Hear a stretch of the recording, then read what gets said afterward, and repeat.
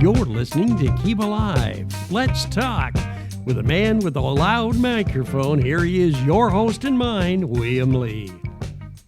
Let's talk. This is a continuance of our series on homeless. And what we've done is we've gone back in the archives of some of the older shows that we did a few years ago with special guests. They talk about how they felt about the homeless and what they feel must be done to take the homeless population off the streets of our fair cities and communities. Now let's listen as our special guest talks to Candace and I about the homeless. We are privileged to actually have Victoria, Fountain of Living Waters, here with us, and she has an amazing outreach in the Federal Way area where she is feeding homeless, and we're kind of curious because we've talked many times. Welcome to the show, Victoria. Thank you. We've talked many times, homelessness is not going anywhere. It's kind of here to stay, although we've always had homeless. This isn't... That's true. We've always had it. Okay, so I mean, it's not a new topic, no. But I think the face of what people's preconceived ideas of homelessness might be. Yes. Well, one of the things that me and my daughter do when we go out on the streets is we actually ask the people, we let the Lord lead us to where we're supposed to go. And we ask them their story. And it's so important to know their story because, like, every single one of us share our stories. So they've been sharing the last year and a half, they've been sharing their stories on the street with me and my daughter. And a lot of the stories are, they don't start off with drugs. That's a misconception. They are out there trying to figure it out. And then because of the hopelessness and feeling like they don't have a way, they end up going into the drugs. And in the woods, the area in Federal Way, we've noticed that they've been gutting out the woods lately and even taking down the trees so that people can't even live in amongst the wooded area. It's horrible because a lot of the campsites they've actually created, if you go back there, it's a whole world within a world. There's even children with their mom and dads back there that are hiding out so then they don't lose their children. Oh, my goodness. Oh, yes, absolutely. And then you've got the others that have just lost their homes. You've got the age bracket from people in their 70s that are living in their cars or they're living and trying to get enough warmth to make it through. I mean, you've got a vast majority right now. And I look at it this way. We have to be a source of a problem. And how can we help? Because every single one of us is just a step away of being out there on the streets ourselves. Very true. So we cannot judge. It's easy to judge those that are out there. But we really have no right to judge, but we have to be an answer to the solution. And that answer is, how do we get them functioning as normal human beings again? What do they need in order for them to get back in the job market? A lot of them are in their 40s and 50s, so therefore they've lost their jobs and then they don't even have another recourse of another job because of their age bracket. And then you got the younger generation in their 20s, and nobody wants to hire them, and they can't make enough money to even get their apartments or get their life spread around. So then they're just feeling hopeless, and they're getting turned on to drugs and all this other stuff. It doesn't necessarily mean they all started out with drugs anymore. Right. It used to be that case, but it's no longer. And then you have the vets that are disabilitied out there too, trying to make it happen. And they're all working amongst themselves. My daughter and I call it an honor to serve these people because a lot of them really don't want handouts. They want to hand up. They don't want to hand out. That's right. And what we need to do as a society is find a way of a location for them so they can have lockers, so they don't have to hire somebody to actually watch their stuff if they could actually go. They need lockers to put all their belongings in so they don't have to come back to a campsite that was totally stripped of everything they own. Very true. And this is occurring a lot, I understand, in the city of Tacoma and in Puyallup. It's all over. It's even now in Milton. Which is so, very tell surprising. me, what does that mean, stripping? I mean, do they steal from one another? Yeah, absolutely. Does the authorities absolutely. come in and, no, it's usually raid them? The authorities have come in too, and the word on the street is at one point The police department and the Federal mayor at one point, they were giving tents and letting them have tents and umbrellas and sleeping bags. And now, last year, they told them no more. So they're not even wanting them. They're trying to take everything away so then they'll move on. But there's nowhere for them to move on because the population has gotten so thick. And then on top of it, you've got the, which is a totally another subject, but in all that, you also have the slavery that's happening through all that Absolutely. too. So when you touch on that homeless, it just branches out to a whole nother ugly animal. And a lot of people don't really realize how bad it really is getting. I know the city of Puyallup took action because they, with the Pierce County group, cleared the riverbank all the way down, costing the taxpayers $5,800 per campsite because we had to have the hazardous people come in and the state come in and move them out, give them a bus ticket, send them to Fife, send them to Federal Way, wherever, don't come back. This is what upsets me about the whole situation. You're right. We need to find a solution. But it's not just taking these people and gathering them up and throwing them away and saying, well, get out of town, leave. I don't want you here anymore. They're humans just like everybody else. And what are we to do? So it's a great honor to be able to talk to somebody as you have done, going out into the trenches and talking with these people and seeing both sides of the picture. It's amazing to me when you really listen to their story, and we'll give them a blanket, or I'll even run back home. We've made soup before and run it back out to them. I've been a person of my word. When I say I'm going to be back, they know we're going to be back. We've prayed for these people. There are some that don't want to come out of it. And a lot of those are the ones that have had brain injuries and they have mental issues. But the rest of them, they're like, I want off the streets. I want my life back. Mm-hmm. A lot of them even had 3,000 square foot homes and boats and things, and then they went through a divorce and ended up on the street. You've got these stories, and it's these people's stories that actually give them a voice, and they share with us. It's fine having all these different churches and the meals that we're doing, because the Lord says to go out to the highways and the byways and all these different places and to bring them in, but they're not finding they're finding help in that aspect, but they're not finding the long-term help. And what I always say to them is, okay, we're going to give you this food, and we're very generous with our food, and they get to pick even what they want. And we give it to them, and we give them coats and blankets and whatever. And when we do it, I say, okay, this is just the initial help, but how can we serve you? What can we do for you? What are your needs that you need right now? And can we pray for you? And we have found out in the prayers that we've done, simple prayers, it's not judging them, but it's praying for them. And God is answering those things within 24 hours, 8 hours. I mean, we've been hearing miracles upon miracles on that. Wonderful. And, and it has nothing to do with us except listening to their heart and letting God be the judge.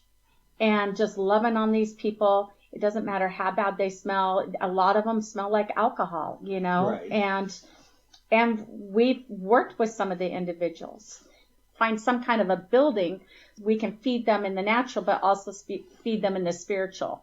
And a lot of them don't even feel welcomed in the churches in Federal Way. That's really a shame. And they don't feel welcome because they've been asked to even leave the premises because of what it looks like. They need a shelter of knowing it doesn't matter what you smell like. It doesn't matter what you look like. Let's come into the house of God and let's love on you and see what God wants to do and wash you up, because he's really the only one that can wash us. And he's the one that gives people hope. It's not us. I, Victoria, can't give anybody hope, but Jesus through me can give the hope. I think you should write a book, Victoria, called Stories from the Street. Oh, absolutely. Painting the Face of Homelessness, and taking their stories and because I think that you're absolutely right. I mean, you're coming in and painting a completely different look of what the perceived, notion really is. And I mean, if we were to be really honest, I know that, down at Pike Street, right? I mean, they had a huge homeless population. Well, it doesn't make you feel safe. We leave at a certain time in parts of Seattle because it's like, oh my gosh, it's the perception is that it's not safe. When you have individuals hanging out in front of different businesses, it harms the business community because of the perception. So, and I don't think throwing money at the situation helps. I mean, Africa is such a great example at how the world is gathered and thrown billions of dollars. And they're still. And they're worse now than what they were when we started, when I say we the world, started giving money. And there's actually some great articles and some books really on that specific problem. So I don't think throwing money at the problem, throwing money at the problem is the answer. It's not. I do think that really answering what the issue is and not getting political, because they can politicize anything, right? We're not talking about it being political, but we are talking. It's a human condition, and it's an aspect to our society that I really feel needs to be addressed. First of all, just the cost to the citizens on taxes and so on. Seattle just spent how much money, Bill, to clean up that one homeless camp? I mean, it was millions. It was in the millions. Millions. And now they're putting a tax together. The new mayor wants to take it up to $1 billion fund to continue on finding places to move these people to, clean up, rehabilitation, and housing. Well, just clean up alone. Wasn't there something like 23 garbage trucks that moved?